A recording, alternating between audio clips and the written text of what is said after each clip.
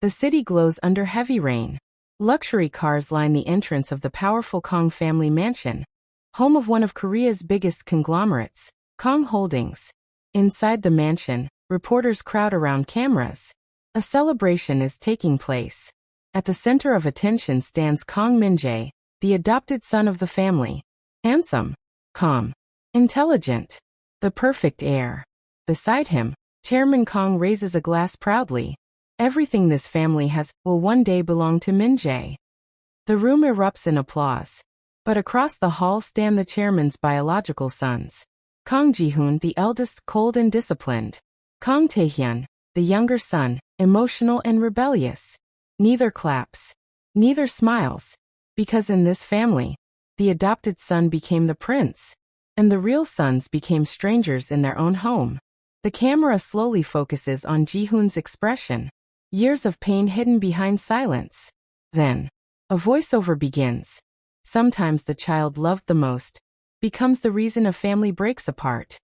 18 years earlier, a small orphanage outside Seoul. Snow falls softly. Mrs. Kong enters the building carrying expensive gifts. Elegant, graceful, but emotionally distant. She and Chairman Kong already have 2 sons, yet their marriage is cold. The orphanage director introduces a quiet little boy sitting alone drawing. His name is Min-jae. The boy looks up carefully. Unlike the other children, he doesn't beg for attention. Mrs. Kong notices immediately. "What are you drawing?" she asks. "A family," the boy whispers. She stares at the drawing. A mother, a father, 3 brothers holding hands. Something inside her softens. That same day, Min-jae leaves the orphanage with the Kong family. At first, Ji-hoon and Tae-hyun are excited. A new brother. Someone to play with. But over time, everything changes. Years pass. Min-jae grows into the perfect son. Top student. Polite. Calm. Graceful. Every teacher praises him. Every business partner admires him. Mrs. Kong constantly compares her sons to him. "Why can't you be mature like Min-jae? Look how respectful Min-jae is. Min-jae never disappoints us." Ji-hoon becomes emotionally distant. Tae-hyun becomes rebellious. But nothing changes.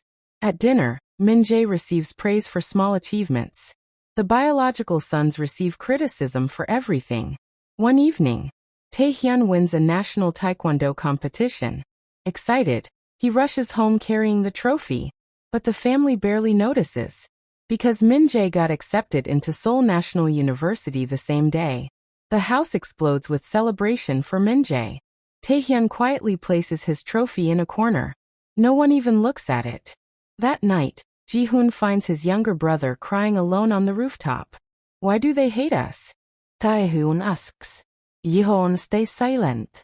Because he has wondered the same thing for years. Present day. Min-jae now works at Kong Holdings. The media calls him the future of Kong Group. Employees admire him. Investors trust him. Even Chairman Kong openly favors him over his real sons. During a major board meeting, Chairman Kong announces, Min-jae will oversee the Myri project. Shock spreads across the room. Ji-hoon spent 3 years building that project. But once again, Min-jae receives everything. After the meeting, Tae-hyun explodes. "You stole another thing from us." Min-jae remains calm. "I didn't ask father for this." "That's the problem," Tae-hyun snaps. "You never have to ask." Ji-hoon watches quietly. But unlike Tae-hyun, he notices something strange. Min-jae never refuses the favoritism either. Enter Han Seo-yeon, a sharp investigative journalist. Independent. Fearless. She begins researching Kong Holdings for a corruption story. While interviewing employees, she notices something odd. Everyone praises Min-jae too perfectly, too carefully, almost rehearsed. Seo-yeon becomes suspicious. One evening, she witnesses Min-jae alone in the parking garage. For the first time, his mask drops. His smile disappears. His face turns cold. Completely different. She realizes, the perfect son may not be perfect at all. Meanwhile, Ji-hoon and Seo-yeon slowly grow close while investigating company secrets together. And together, they uncover shocking financial irregularities connected to Min-jae. Late night. Ji-hoon confronts Min-jae privately inside the company office. Rain pours outside. The atmosphere is tense. Ji-hoon throws documents across the desk. You've been moving company money. Min-jae's calm expression cracks slightly, but he quickly recovers. You should be careful making accusations. Ji-hoon steps closer. Why are you doing this? Long silence. Then Min-jae laughs quietly. Not warmly. Darkly. You really want to know? His eyes slowly fill with emotion. Because your parents only loved me when I was useful. Ji-hoon freezes. Min-jae continues. If I stopped being perfect, they would throw me away. Years of pressure finally surface. Min-jae reveals the truth. The Kang family didn't just favor him. They trapped him inside impossible expectations. Every mistake terrified him. Every failure felt deadly. And slowly, he became obsessed with protecting his position in the family. No matter the cost. Seo-yeon publishes the corruption story. The media explodes. Kang Holdings stock crashes. News headlines dominate Korea. The Golden Heir scandal. Chairman Kang is furious. Mrs. Kang is devastated. At an emergency family meeting, everything finally erupts.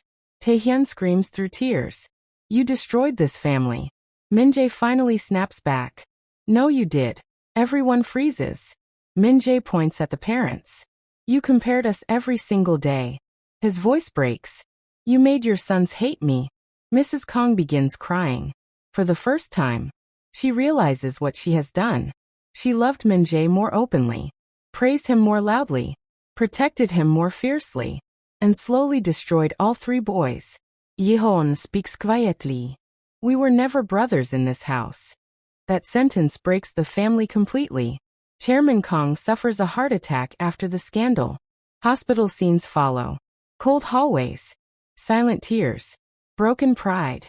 The family gathers together for the first time without status or power. Only pain remains. One night in the hospital, Mrs. Kang visits Taehyun privately. I'm sorry, she whispers. Taehyun langs bitterly. Do you know how many years I waited to hear that? She breaks down crying. I thought loving Min-jae would teach you compassion. Taehyun replies softly. But you forgot to love us equally. The line hits like a knife. Meanwhile, Ji-hoon visits Min-jae, who has isolated himself in a small apartment after resigning from the company. Min-jae looks exhausted. Broken. Human. Do you hate me? He asks quietly. Ji-hoon thinks for a long moment. Then answers honestly. I hated how they loved you. Min-jae lowers his eyes.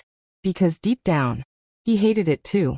Months later, Chairman Kang steps down from the company. Ji-hoon takes leadership. But unlike his father, he refuses favoritism. Taehyun opens a youth sports center for troubled teenagers. Mrs. Kang begins therapy to repair her relationship with her sons. And Min-jae disappears from public life completely. Until one day, Seo-yeon discovers him volunteering at an orphanage. The same orphanage he came from. Children surround him happily. For the first time in the story, his smile looks real. Not perfect. Not practiced. Real. Seo-yeon asks. Why come back here? Min-jae watches the children quietly. Because this was the last place I knew who I really was. 1 year later, the Kang family gathers for dinner again. Awkward. Quiet. Healing. No reporters. No executives. No business talk. Just family. Mrs. Kang nervously serves food. Taehyun cracks a joke. Ji-hoon smirks slightly.